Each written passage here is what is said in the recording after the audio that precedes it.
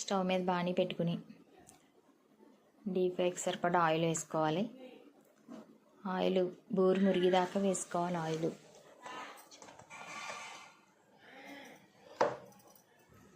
బూరు మురిగిదాకా oil వేసుకోవాలన్నమాట. వేసుకుని అలా ఒక్కొక్కటి వేసేసుకోవాలి. బూరి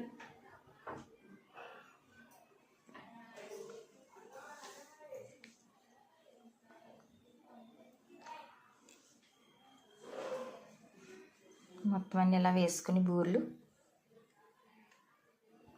నేను ఫస్ట్ టైం చేసినా సరే చాలా బాగా వస్తాయి ఫ్రెండ్స్. ఇలా ట్రై చేయండి మీరు కూడా.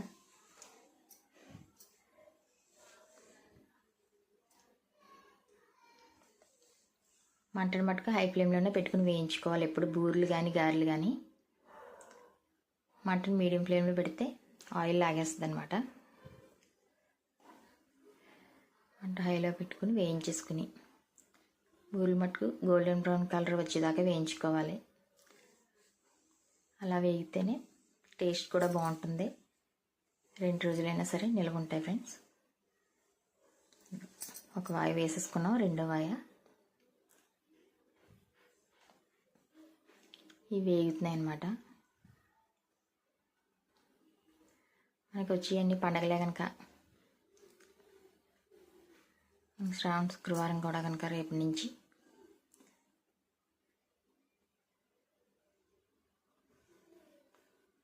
వేగిపోయి అనమాట. ఎర్రగా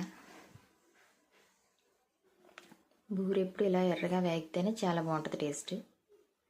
ఇవన్నీ తీసేసుకుని మరొక వాయి వేసుకుందాం. నేను వేసిన 1/2 కేజీ పప్పుకి 4-5 వాయిల పైనే వచ్చాయి నాకు. ఇంకా చిన్న సైజు తీసుకుంటే చిన్నవి ఇంకా ఎక్కువ వస్తాయి అన్నమాట.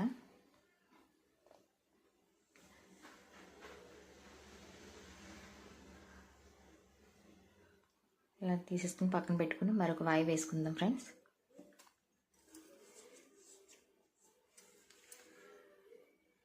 ఇలా ట్రై చేసి చూడండి ఫ్రెండ్స్.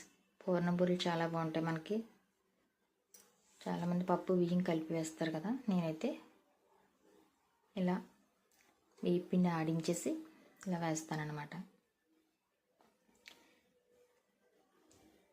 మనకు వచ్చేది వరలక్ష్మి వ్రతం కనుక పండగకి వండుకోనందుకు ఎంతో సింపుల్గా టేస్టీగా రుచిగా ఉండే పూర్ణ బూరెలు రెడీ అయిపోయాయి ఫ్రెండ్స్. మీరు కూడా ట్రై చేసి మీకు ఎలా కుదిరే మాకు కామెంట్ చేయండి. Thank you for watching. Please subscribe my channel. మా ఛానల్ ఇంకా ఎవరైనా సబ్స్క్రైబ్ చేసుకోకపోతే చేసుకుని లైక్ చేసి మీ friends and family members share చేయండి ఫ్రెండ్స్. ప్లీజ్ సపోర్ట్ చేయండి ఫ్రెండ్స్.